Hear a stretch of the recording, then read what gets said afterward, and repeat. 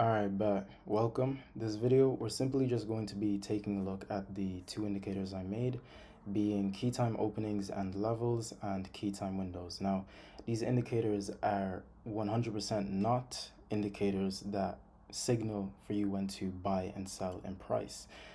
With these two indicators, they were built and tailored for equity futures. Now, it's not to say that they don't work when paying attention to crypto or Forex. It's just, let's say you're paying attention to Euro USD and you're paying attention to a Forex chart being a broker. The openings differ, being that daily opening may come in at 1700 instead of 1800. However, the indicators still do work when paying attention to Forex or crypto. Now, if you are going to be using these indicators when paying attention to Forex or crypto, come across any bugs or would like any additions, you can simply just let me know on the indicator comment section on TradingView and can take a look at such requests. Both of these indicators are going to be located in the description of the video. This indicator is essentially ensuring that one's eyes are being drawn towards what is of importance in price. But we're going to take a look at key time windows first, as it's not as intricate as this indicator right here. So in relation to this indicator, it's simply just windows of time that you'd want to be paying attention to in terms of your quarterly windows, your monthly windows, weekly, daily, session windows, and then lastly you have your 30-minute windows. So in relation to the inception model, when we're trying to determine a point of inception, ideally that point of inception is being established within these 30-minute windows. And then lastly, we have power hour, which is just the last hour of the trading for the day. But in relation to these settings, it's very self-explanatory for this indicator, to be quite honest, in terms of if you're looking to only pay attention to certain sessions, you can only have those sessions on X, Y, and Z. But taking a look at the indicator's functionality, if we turn on the quarterly and monthly windows, we have the quarterly windows being at the bottom and the monthly windows just above, and it is simply just identifying these respective time windows. Now, in relation as to how this can be utilized, when you're observing price, we're looking at this fractal right here. I'm not going to go too deep into this as we're simply just going over the indicator, but when we're observing price, if we're to look at the Q1 window, if we anchor a line here, I don't know why that is incredibly big, but if we anchor a line here and we anchor a line here, we can see how price traded. And for that Q2, we can see what price done after that Q1. It's essentially building a story in relation to what price has done and what price is doing or looking to do, being that right side of the curve. And the same logic applies to each and every single one of these windows as well.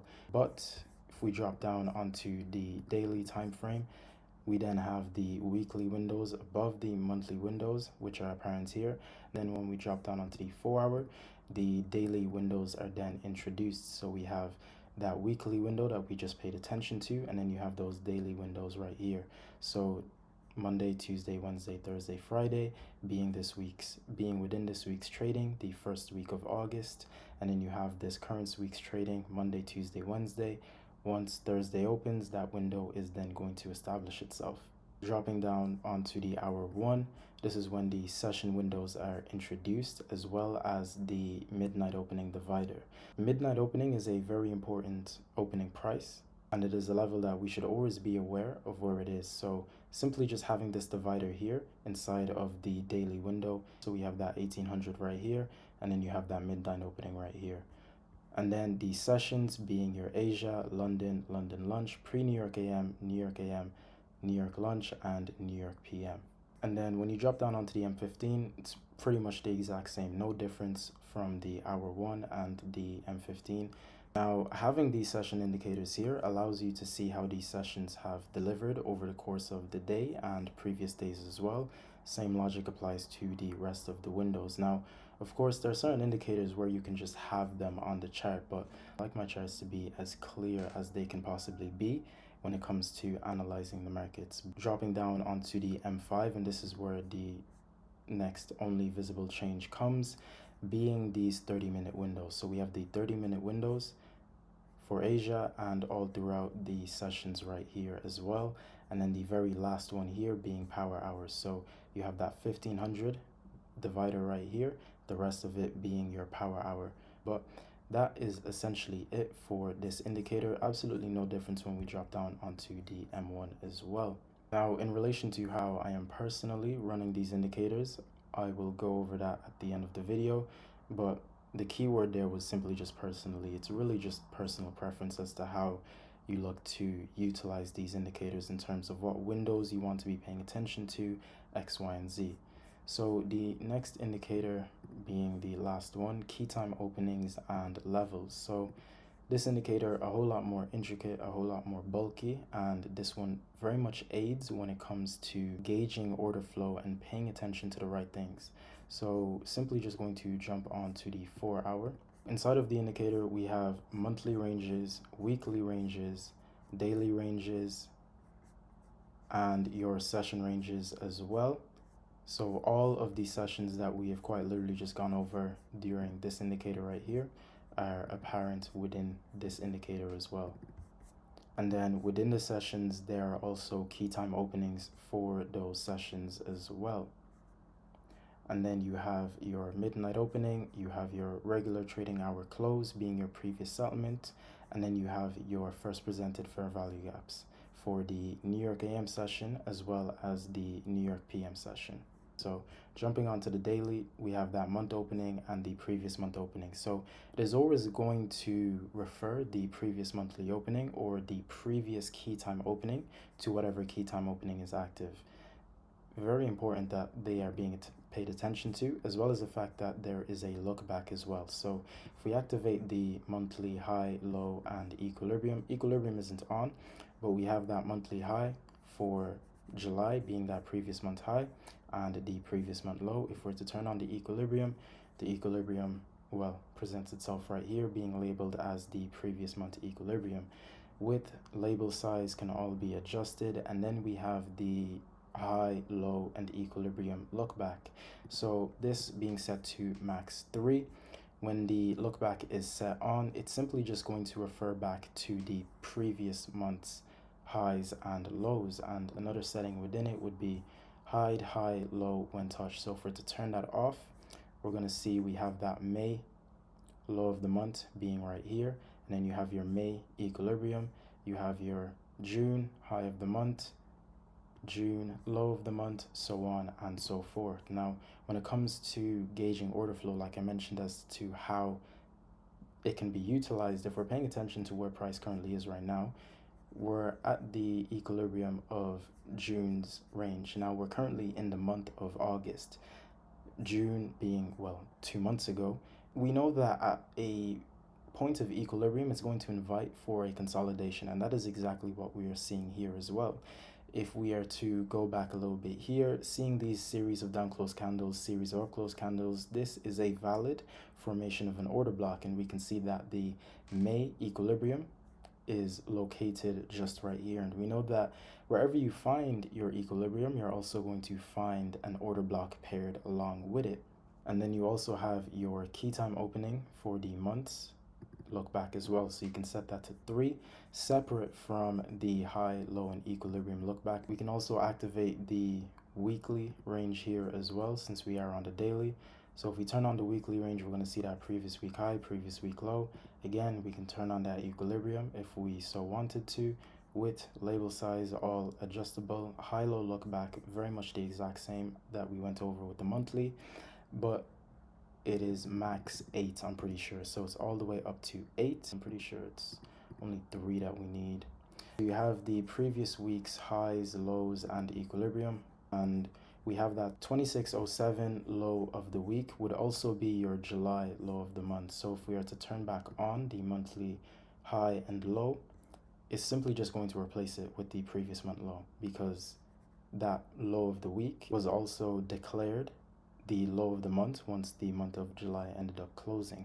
So yeah, that is pretty much it for that weekly range. It's pretty much the exact same as the monthly, and the exact same is for the daily as well. So you have that high, low, and the equilibrium. The key time opening would be 1800. Daily look back would be 5 days, as well as that key time opening look back as well.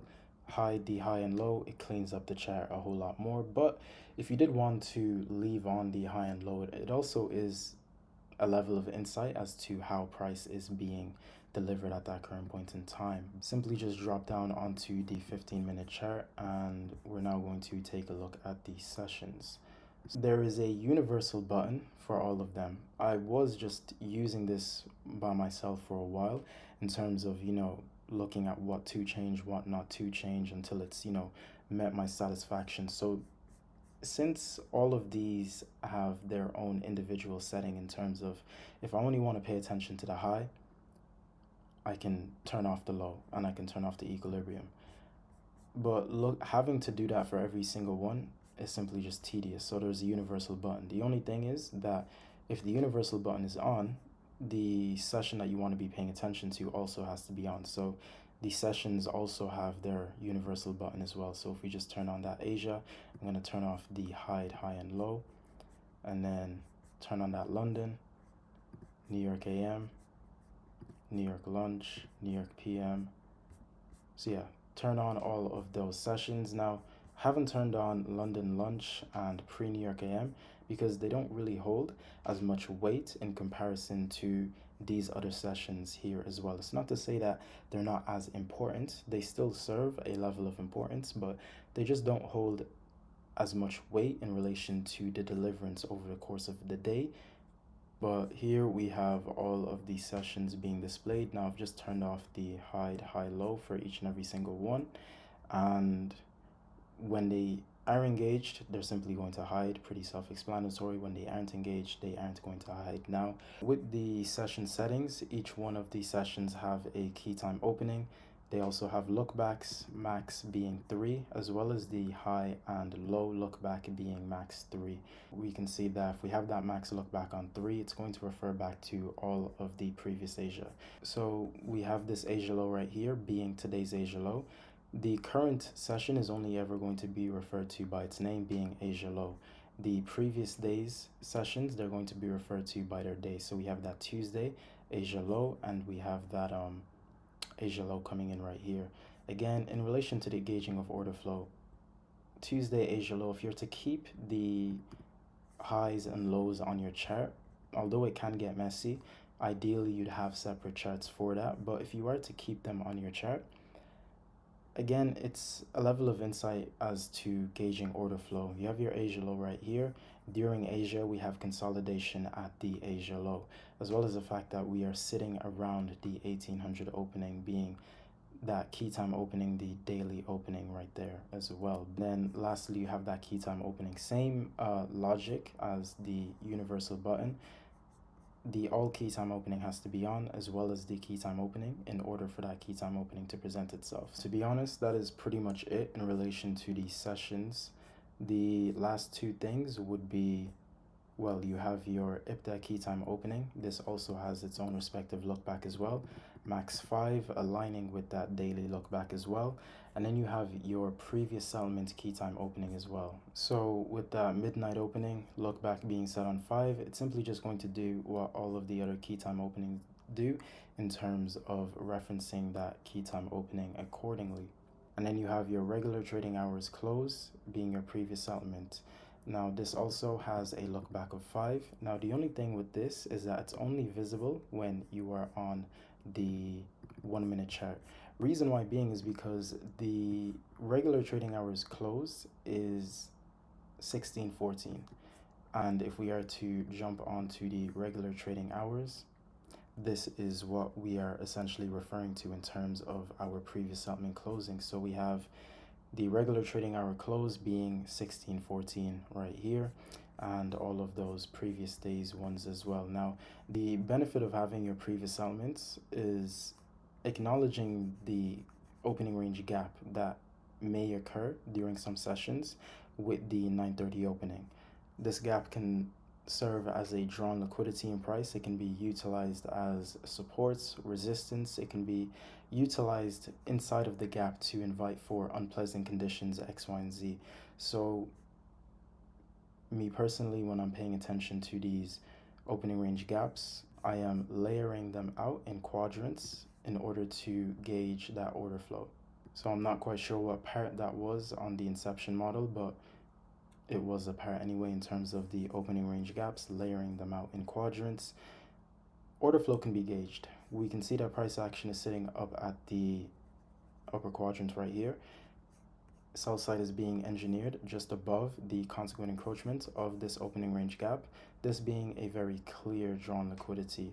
The last thing that we're now going to pay attention to would be the first presented fair value gaps. Now, for the first presented fair value gaps, they are for the AM session and the PM session. Now, these ones are a little bit intricate in terms of there's a setting that there is a minimum gap in terms of how big does the fair value gap have to be in order for it to be determined a fair value gap. And this is adjustable. I decided not to just give it one overall, simply due to the fact that volatility changes over the course of time.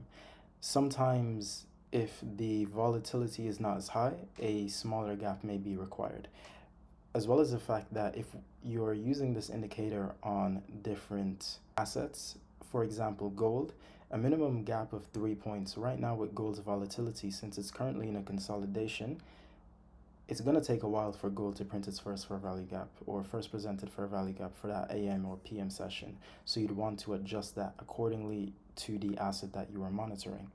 In relation to the fair value gaps and how they work, they stay on the chart until the same day forms its own respective first presented fair value gap for that session. So this one that printed today, being Wednesday, is going to stay on the chart until next week Wednesday. Now, there is a setting in terms of a look back for them where the previous week will also be apparent as well. So we can see that we have the first presented fair value gap of the AM session for Wednesday previous week being right here as well, which was utilized during today's trading. Again, you can gauge order flow off of this in terms of you can see how the bodies are being very respective of the high of the first presented fair value gap. Now, something that I'm just realizing while recording this is it has no labeling in terms of telling the difference, which is something I will add in terms of, identifying that this is the previous week. But that is essentially the logic for both of the fair value gaps, being that PM session one as well. Gauging order flow, again, when you see a cluster of them like this, it's not ideal. It's going to invite for conditions like this during your AM session. It's going to invite for conditions like this. It's going to invite for conditions like this. You essentially don't want to be around them. And for this entire week, we've essentially not been doing anything. We already know very start of the video around the daily time frame, we're consolidating around a previous month's equilibrium.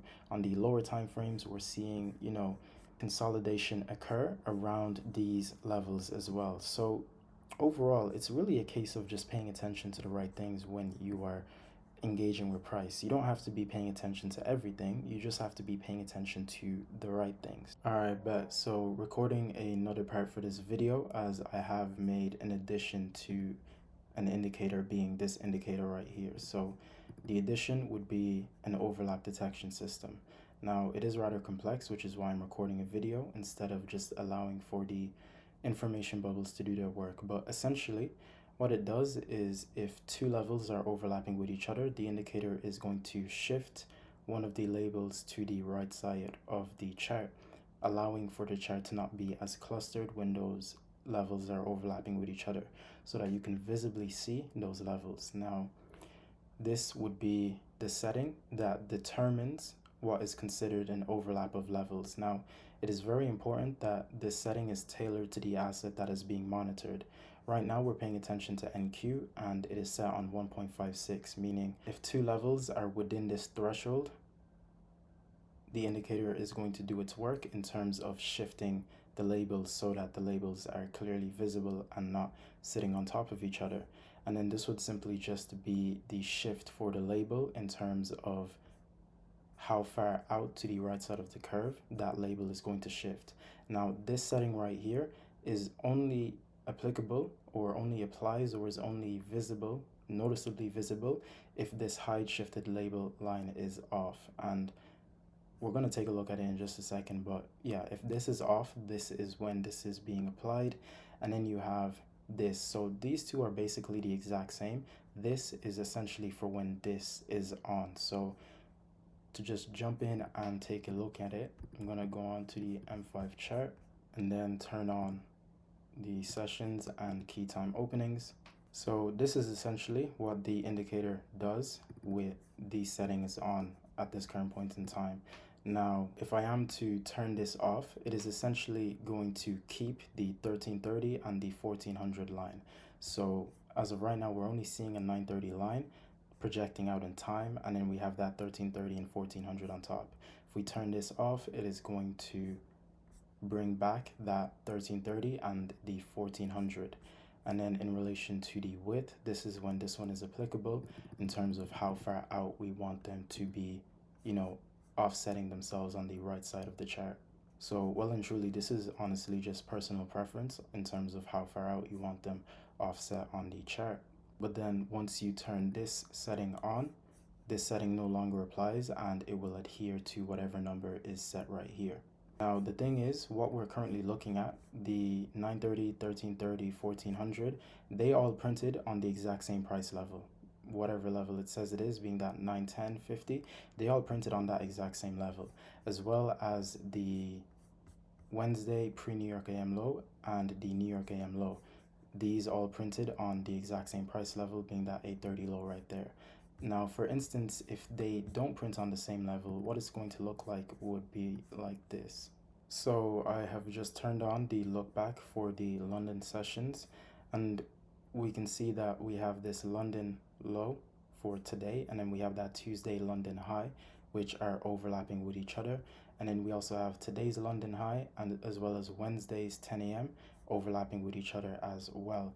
Now, this is with the setting where we hide the shifted labels line. If we are to turn this off, what ends up occurring is that we have this Tuesday London high offsetting itself as it should, but we end up having that the line for Tuesday projecting itself as well also out in time. So being this line right here, projecting itself out in time, as well as that London and 10 a.m.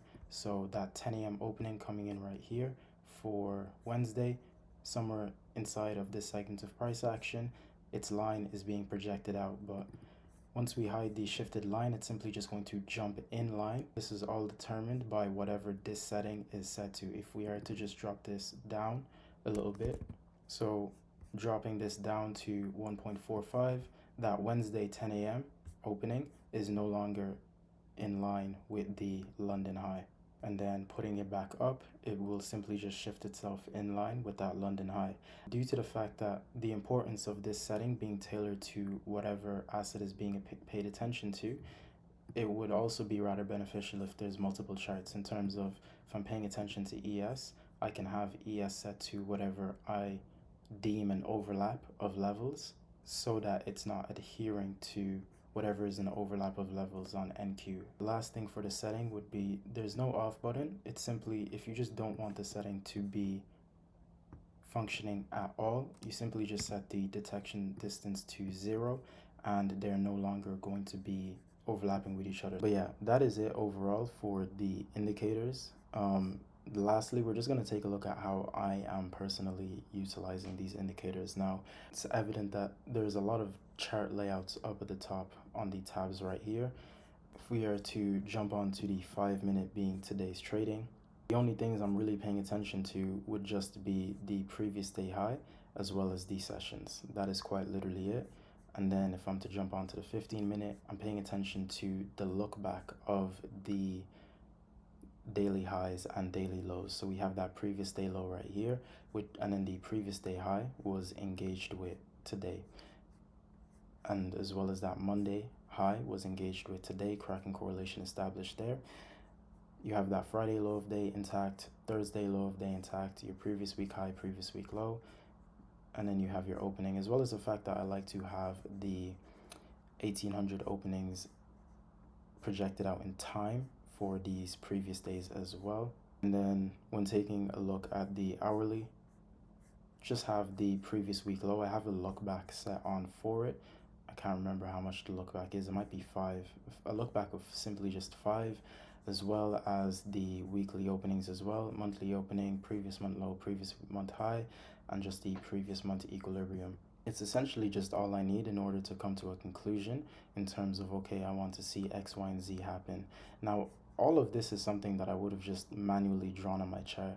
The hour 4 chart, simply just paying attention to the previous month's range, equilibrium, monthly opening, and the previous month opening. And then my higher time frame chart, look back for, max look back, hide the highs and lows, as well as the monthly opening max look back as well. So yeah, that is it for the indicator. Now, if you are going to be using the indicator, you do come across any bugs or would like some additions or changes to be made, such requests can be looked into. So would simply just advise for you to just comment on the indicator on TradingView. But yeah, that is it for this video. Thank you for watching and enjoy.